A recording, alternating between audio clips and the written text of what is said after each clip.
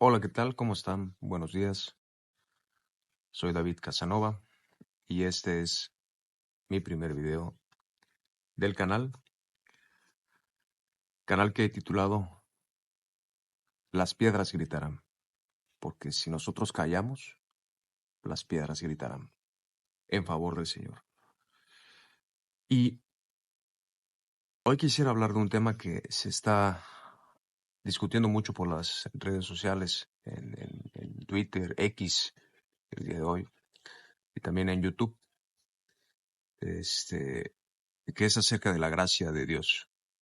¿Y qué es lo que se discute más que nada? Saber si la salvación, la justificación del creyente es por la simple gracia de Dios o se requieren de obras o acciones o actos para que podamos agradar a Dios y a su vez eso nos permita acceder hacia una salvación a futura. Quisiera, antes de seguir, compartir de las Escrituras un pequeño pasaje que es de la primera carta de Pedro, que comienza así. Por tanto, ciñan vuestros lomos de su entendimiento, sed sobrios y esperad por completo en la gracia que se les traerá cuando Jesucristo sea manifestado. Como hijos obedientes, no se conformen a los deseos que antes tenían estando en vuestra ignorancia, sino como aquel que les llamó es santo, sed también ustedes santos en toda vuestra manera de vivir. Porque escrito está, sed santos porque yo soy santo.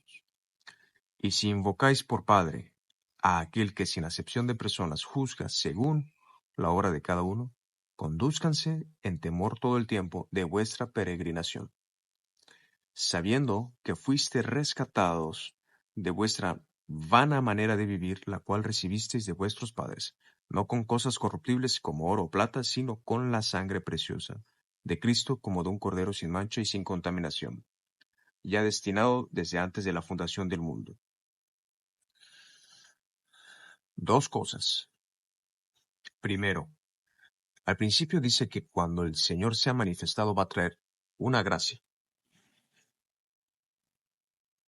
Y después nos dice que debemos comportarnos en nuestra vida como hijos obedientes.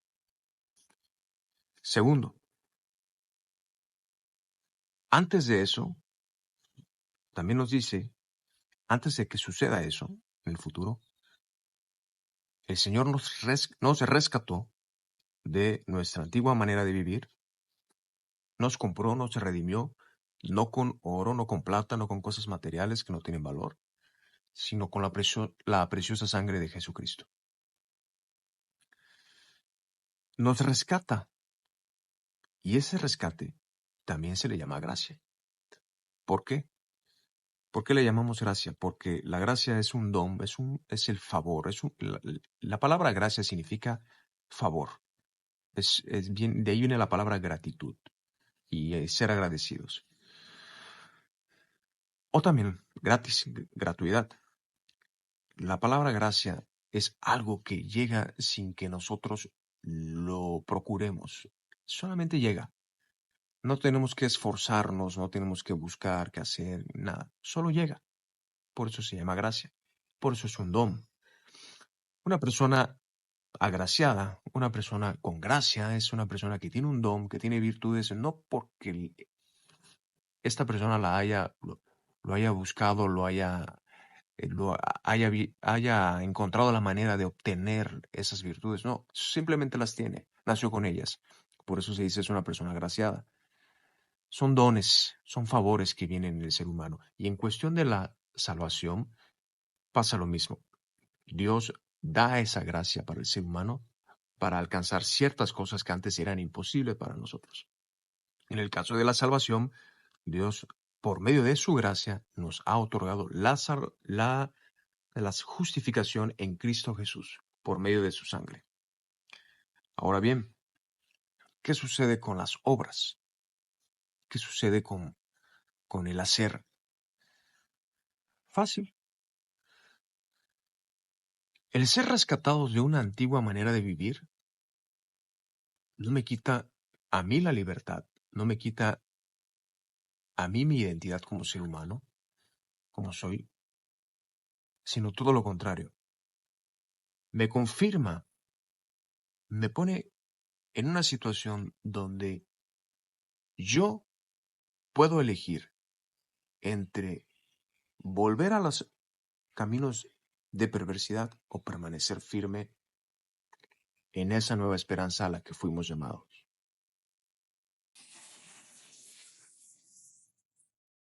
¿Qué pasa con la salvación? Que creo que es el tema más controvertido. ¿Se pierde, no se pierde? Tenemos dos posturas, Calvino y Arminio. Calvino dice que no se pierde. Arminio dice que sí se pierde. ¿Salvos, siempre salvos? Esa pregunta no la voy a responder, porque, como les he dicho a muchas personas, yo estudié leyes, soy abogado de profesión.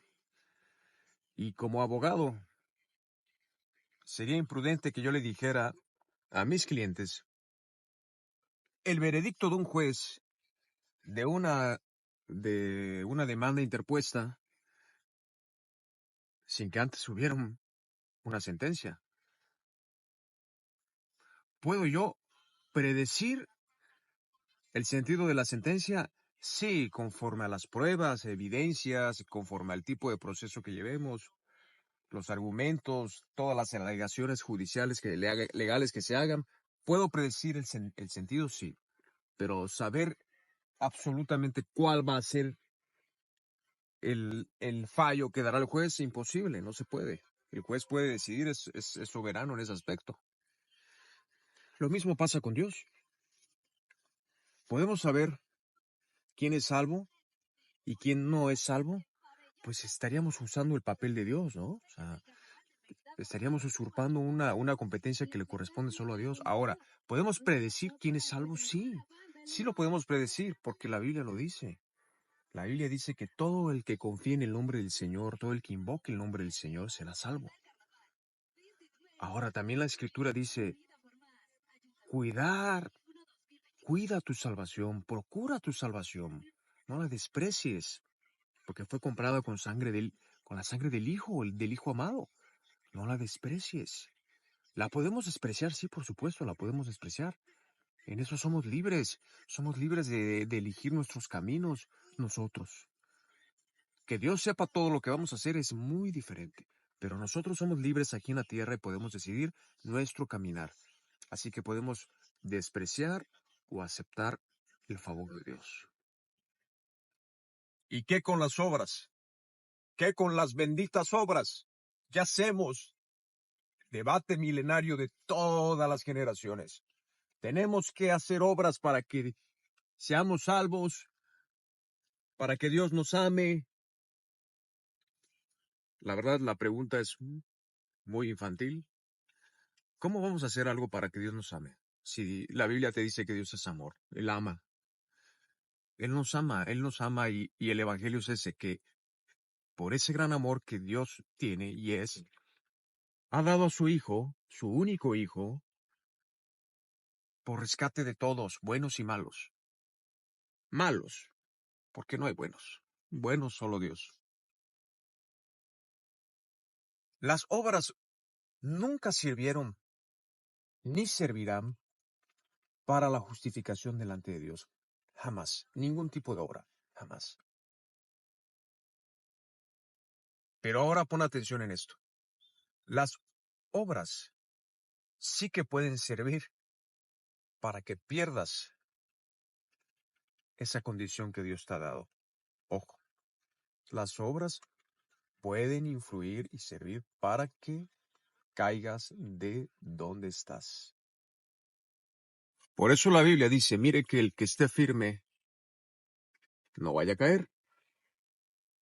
Y también hay otra parte en la Escritura que dice, no vaya a ser que el postrer estado del hombre sea peor que el primero.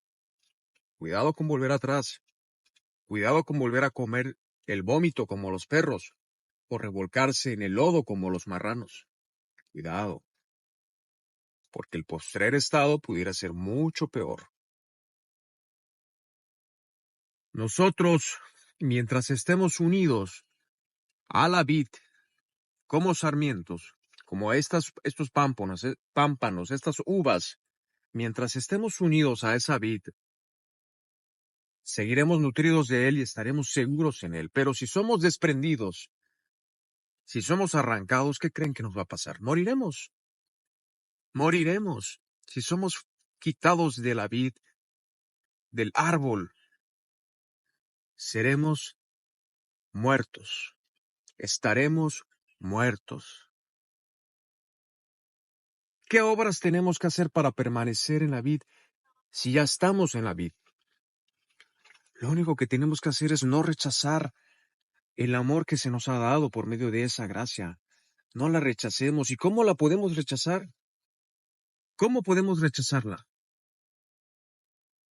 No siendo obedientes. No siendo obedientes significa hacer lo que a Dios no le agrada.